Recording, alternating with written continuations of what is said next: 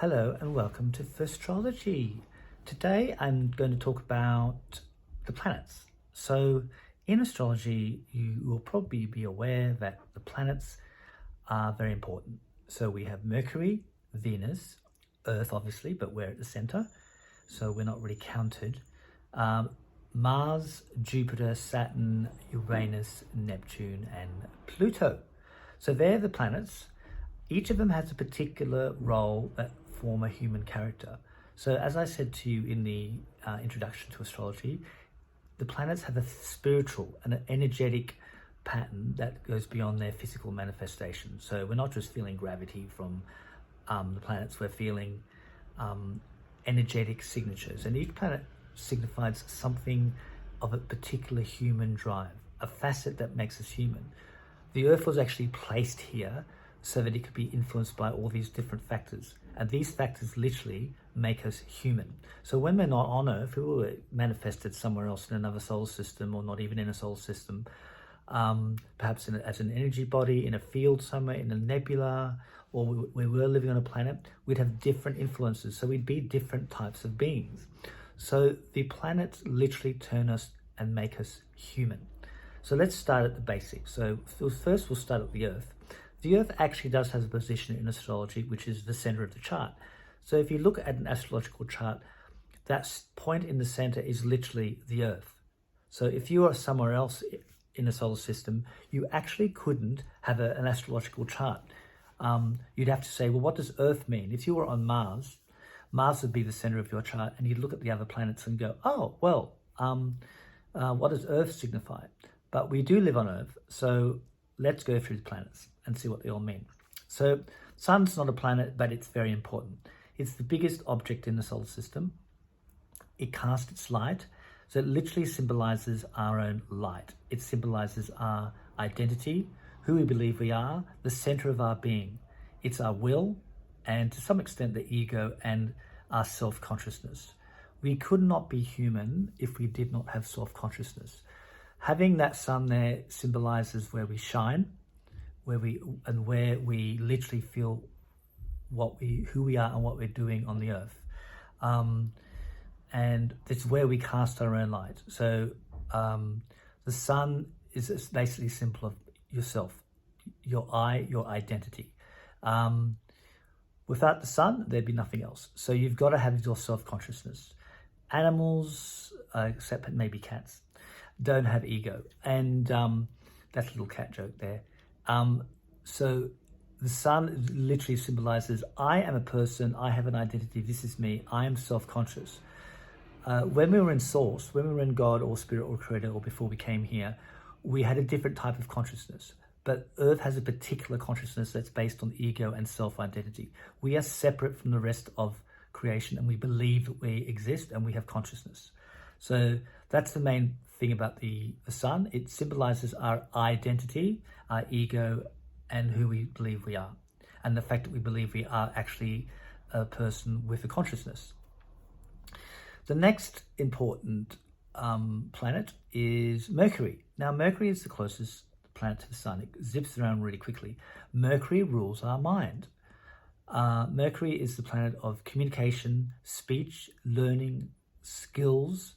It's literally the way we think. So Mercury can obviously be in different signs, and in each sign our thinking processes are different. So this is how the planets work. The sun, as well, as you probably would know, is Aries, Taurus, Gemini, Cancer, Leo, Virgo, Libra, Scorpio, Sagittarius, Capricorn, Aquarius, and Pisces. The sun will manifest differently in each of those signs. But we'll go back to Mercury. So Mercury as well obviously will manifest differently in each of those signs. And we think differently depending on where Mercury is. Mercury is also a zippy planet. It's very fast. By the way, it also happens to rule Gemini and Virgo. And the sun rules Leo. Surprise, surprise, it rules the big lion with the huge mane that literally looks like the sun's corona. So the sun, it rules Leo, and Mercury rules Virgo and Gemini. But we'll get to Virgo in a second, because I think it's ruled by another body. Next up, we have Venus. Now, Venus is the classic sign of charm, elegance, pleasant, what we find pleasant and pleasurable, how we socialize, what we find erotic in that, and where we love, who we love, and why we love. So it is the planet of love. It's not necessarily owned by the feminine because everyone's got Venus. In traditional patriarchal structures of male-female, which doesn't include binary or people not on the spectrum or any other sort of type of sexuality or gender, Venus has always been about the feminine, but everyone's got it. So Venus is literally where we charm, where we enchant, what we find beautiful, how we socialize, where we find pleasure. Next up, we have the Earth. Now, the Earth we don't really count, but some astrologers use Earth as a position, but it's literally where you're rooted to reality. But we'll get to that later. I'm going to do a little thing about the Earth later. Next planet is Mars. Now, Mars is the planet, classically the planet of war. So Venus is the planet of love. Mars is the planet of war. But Mars rules where we take action. Mars rules where we assert ourselves. It's where we can be aggressive. And it's literally where we get things done. It's not necessarily sexuality. It can be aggressive sexuality, but it's more about lust. But if without Mars, we couldn't take action. We couldn't get things done. But it also we can really irritate people where we have Mars. So if you want to find where someone's most irritating, it's probably Mars, and a little bit of Uranus as well. Uranus is also an upper octave of Mars, so we'll get to that too later. Next planet is the big gas giant Jupiter. Jupiter is huge, and it's the largest planet in the solar system. And it rules expansion, which is quite fitting for its massive size and the fact that it seems to be getting bigger. So Jupiter rules where we're happy, where we expand, and where things are easy for us. It's where our idealism is. It's where we have faith. It's where we believe in spirituality. Though that's also related to Pisces. To Neptune. And Jupiter is where we're lucky and where things are easy for us. Everyone likes Jupiter. Jupiter is actually traditionally ruled, connected to Jove, which is or Zeus, but it's the happy planet where everything's really good. So we all like Jupiter to hit us in various places. Saturn, we went into a bit with my discussion on Saturn in Aquarius. Saturn is where we're limited, where we structure, and where we have duties and responsibilities. Saturn is literally the reality principle. Where do we connect to reality? Where do we have to work hard, and where we have to follow rules and regulations, where we find order and discipline. Saturn rules wisdom, it rules respect, it rules rectitude, it rules going down and getting the job done. And it's literally where what we believe the rules and where we find order, and where we find duty, and where we find responsibility. And Saturn, as I said in the previous entry, rules where we have to struggle with reality. And Saturn will always set us difficult tasks. So Jupiter, just going back a step, Jupiter is where things are really easy and we really want to do it. Jupiter's everything in Jupiter is happy and beautiful, and we enjoy doing it, and it gives us pleasure. Saturn's a bit like, oh, now I have to do the hard work. So that's Saturn. Whereas Saturn is in your chart also shows where you struggle. Now, the next planet along is Uranus. I'm going to skip over Chiron. Chiron's also is more like a little meteor, sort of comety thing that's between the orbits of Saturn and Uranus. But we'll get to that. But I just want to mention it in passing. But the next major planet, oh, let me just scratch my eye there, a bit ticklish, is Uranus. Uranus is where we're authentic, where we're free, where we're radical, where we're independent. It rules lightning sparks of intuition and radical change. Wherever Uranus is, it's chaos, it's eccentric, it's electric, it's innovative, and it's where we're contrary and where we rebel.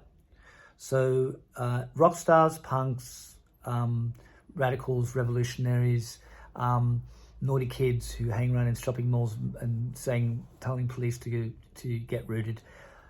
That's what Uranus rules. It also rules anything to do with authenticity, about So not fitting into society's rules. So it's very much the opposite of Saturn.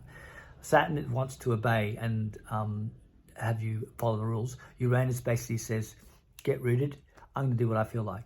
So Uranus rules the radical and the revolutionary and the different and the unusual. It rules anything to do with, as I said, political radicalism. Radicals on the left and the right, by the way, not just left-wing radicals. And it also rules anything to do with LGBTQI+, A+ people, and any other form of authentic expression of self. And Uranus has got more and more important recently because we're all trying to be more authentically true to ourselves. We have to stop following the rules, Saturn, and actually start to be ourselves. So that's Uranus.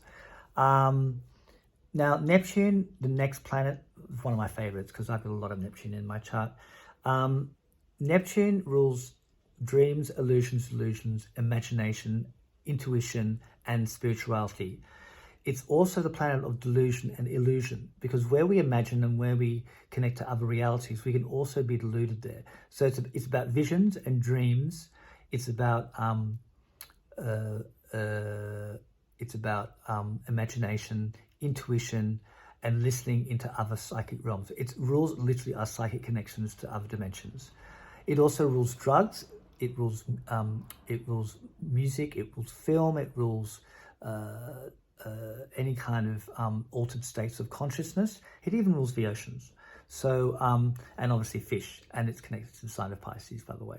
So Neptune is one of my favorite planets, but you can get stuck in Neptune's imaginary worlds and get lost. Neptune also can show you where you get lost and want to escape from reality. The final planet is Pluto, and by the way, I'm saving the moon for the last. You might have noticed I've missed the moon. I'm saving it for the last.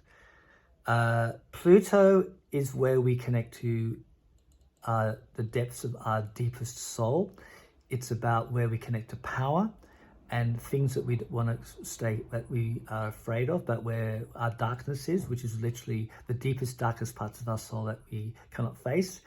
Because it also rules our connection to transformation and other realities through death, reincarnation, and dying and becoming and moving on to different reincarnations. So it's literally the planet of death. It has traditionally been the planet of death, but it's also the planet of, another way of looking at death is transformation and change. And literally the idea of a portal to other dimensions. So it's incredibly powerful because through Pluto, we connect to our infinite and eternal selves. So Pluto, wherever Pluto hits, we change and we have to transform. You might remember the Phoenix in Harry Potter coming up from, Hawks, or Fawkes his name was, burning up in his ashes, surprising poor Harry, and then the Phoenix comes up through the ashes, so there's a little egg, comes up, little bird, and it's completely being reborn. So Pluto is about rebirth. And so also Pluto happens to rule Scorpio. So now let's go on. Last planet I'm leaving is the moon. The moon, of course, rules our emotions. The moon is probably just as important as the sun. I think it is.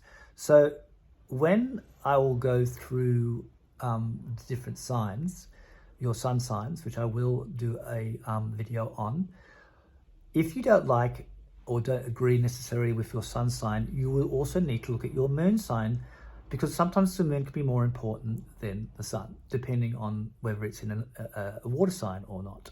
So let's talk about the moon. Now, the moon rules our emotions. The moon rules our feelings. So remember I said to you, the sun is what we're doing in the world, how we identify what we're doing, what we're willing, and literally who we think we are. But it's not necessarily how we feel inside. The moon is how we feel inside, how we react emotionally to situations. The sun is shining light all over the place. It's shining light, but the moon is reflecting light. If you look up at the moon, what the moon is shining with is not its own light, it's reflected sunlight. So the moon is how we react, how we reflect everything going on around us, and how that makes us feel inside. So the moon is our feelings, our emotions. It also rules our rhythms and how we connect to our mother. The moon is our deepest feelings. So you may not necessarily feel like your sun, object word being feel there, you'll feel like your moon. So here's an example. I'm a Scorpio. So the way I act in the world, the way I see my actions and my will, and I identify as a Scorpio.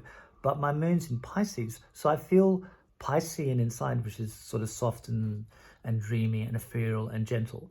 Whereas Scorpio is supposed to be a little bit more guarded and penetrating, but I'm much more Piscean because that's how I feel inside.